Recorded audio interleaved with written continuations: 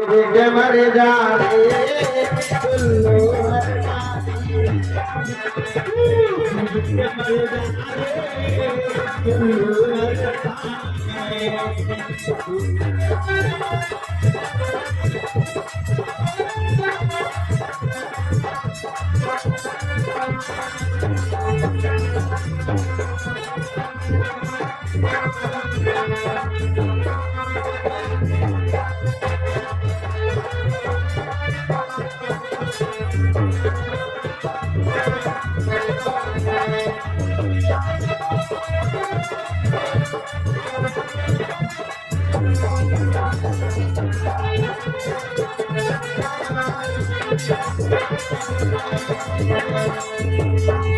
ना राम नाम लीना ना कृष्ण नाम लीना जनवरी जवानी मुझे मर जा रे मुझे मर जा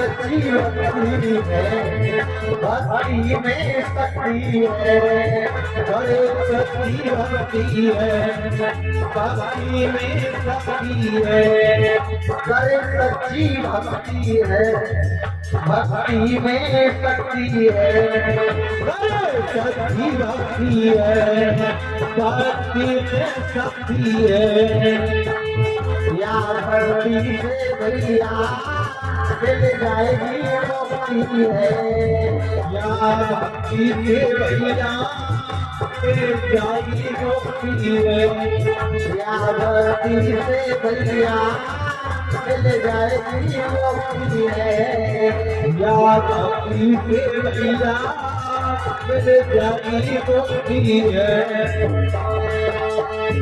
कछु कमाई नहीं पायो कछु कमाई नहीं लगा रे जिंदगानी में तो ये मर जा रे तो हर पानी में तो मर जा रे तो हर पानी में मुझे मर जा रे तो हर पानी में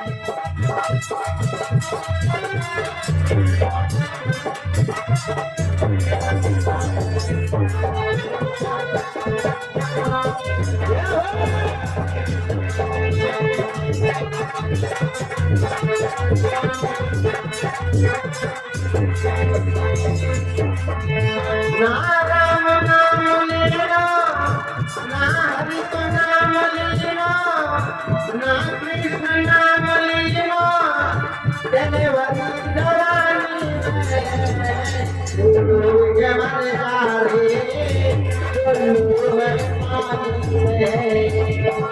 मुझे मर जा रे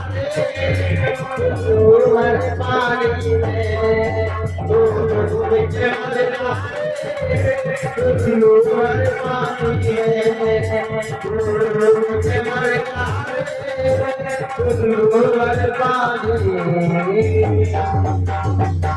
बोली रामचंद्र भगवान की जय।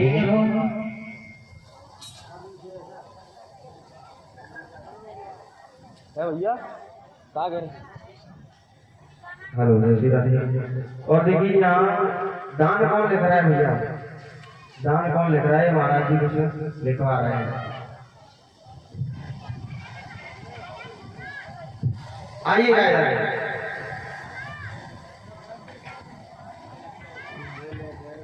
जी जी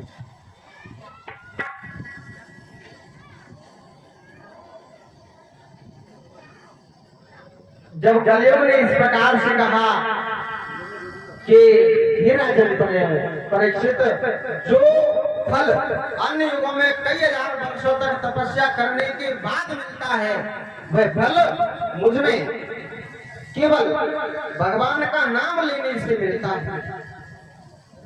अब भैया इतनी बड़ी बात कि जो फल केवल भगवान का नाम लेने से मिल रहा है, तब राजा परीक्षित ने कहा, ही राजन आप अच्छी बात है, लेकिन हम कहेंगे, मैं आपको वह स्थान बताता हूं जहां आपको रहना है। तो राजा परीक्षित ने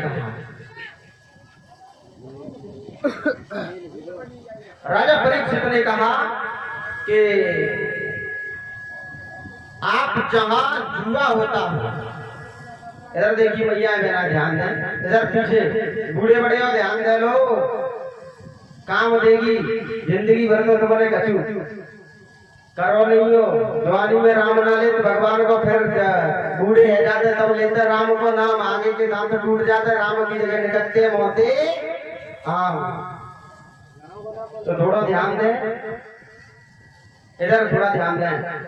राजा परीक्षित कहते हैं कि हे राजन, मैं आपको स्थान बताता हूँ, उस स्थान पर आप निवास करिएगा।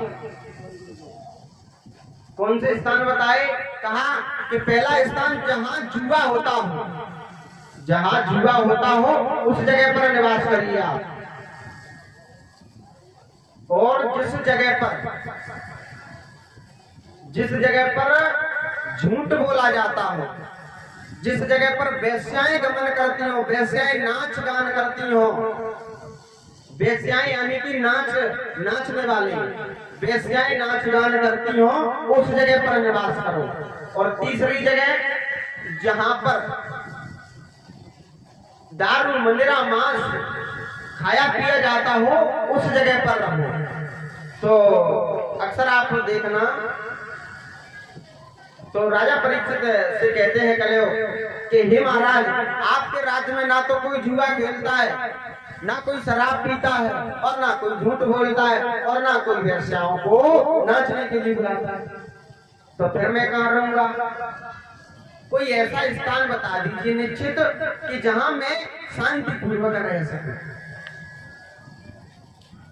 तो गुरुदेव बताते हैं राजा परीक्षित कि हे राजन, मैं आपको एक स्थान और बताता हूं, आप वहां निवास करिए जहां परीक्षित महाराज, जहां चोरी से कमाया हुआ धन, छल कपट से, झूठ से बोल करके कमाया हुआ धन हो, उस जगह पर निवास करिए। तो महाराज अब जब इस प्रकार से कहा, तो राजा परीक्षित अपने राज्य में वापस आए और धर्मदेव के चारों पैर जोड़े।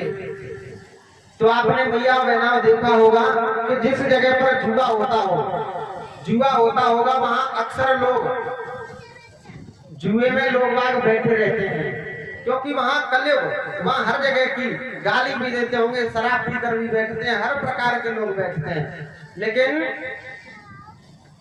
वहां क्यों बैठते हैं इतने लोग? क्योंकि उस जगह पर कलयुग निवास करता है, उनके सर पे कलयुग बैठता है। अगर जुआ में उनका मन चाहे सब कुछ हार जाएंगे। आज पर ही तो भगवान ना चाहे किसी के साथ ऐसा हो, सर पे कलयुग बैठता है, तो जुआ में सब कुछ हार जाएंगे, गाड़ी घोड़ा घर मकान खेत सब कुछ हार जाएंगे खेत में, जुआ में। और अगर आई बारी धर्म की, कथा भागवत में अगर उनसे कहा जाए कि भैया हमारे यहाँ पर कथा का आयोजन किया है, तो कहेंगे भैया हम पे कहा है, हम तो गरीब हैं। अरे भैया कथा के लिए तुम गरीब हो और जुआ के लिए तुम खेत हार बेच सकते हो। तो क्योंकि उस जगह पर कलयुग निवास करता है, उनके सर पर कलयुग बैठता है। और राजा परीक्षित ने एक स्थान दिया था कि जहां चोरी से कमाया हुआ धन हो, उस जगह पर आप निवास करें।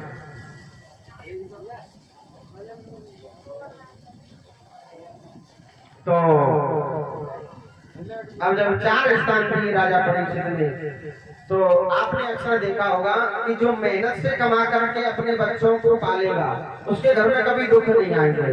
लेकिन जो झूठ से, छल कपट से कमा करके अपने बच्चों को सारी खुशियां देगा, वह खुशियां उन बच्चों को जीवन भर नहीं मिलेंगे, उनके घर में कभी सुख शांति नहीं आएगी। जैसे कि उदाहरण स्वरूप कोई डॉक्टर या फिर कोई पुलिस वाला हो, अगर यहाँ हो कोई तो भैया भोले मत मानिए, ठीक है, देखिए अगर कोई डॉक्टर होगा तो 1 रुपए की गोली के 10 रुपए मांगता है, ठीक है। तो ये भैया झूठी तो बोल के कमा रहा है, तो आपने देखा होगा कि उसके घर में उसकी संतान कभी अच्छी खासी नहीं मिलेगी, किसी के कैसे भी होंगे बच्चे, किसी के मतलब अच्छा। तो आप सब समझदार हैं, कोई ये काम को होगा, कोई ये काम को होगा। भैया सब समझदार है, काई कोई नाती बुराई लेके जा रहे हो, नहीं तो यहाँ से जाओगे अगर कोई डॉक्टर बैठा होगा तो ना तो मैंने धीरे ले और तुरंत आप कहोगे कि भैया हम तो सीमेंटा बजा रहे हैं, निकल गई मौत, निकल गई, अजय बुराई कर रहा है।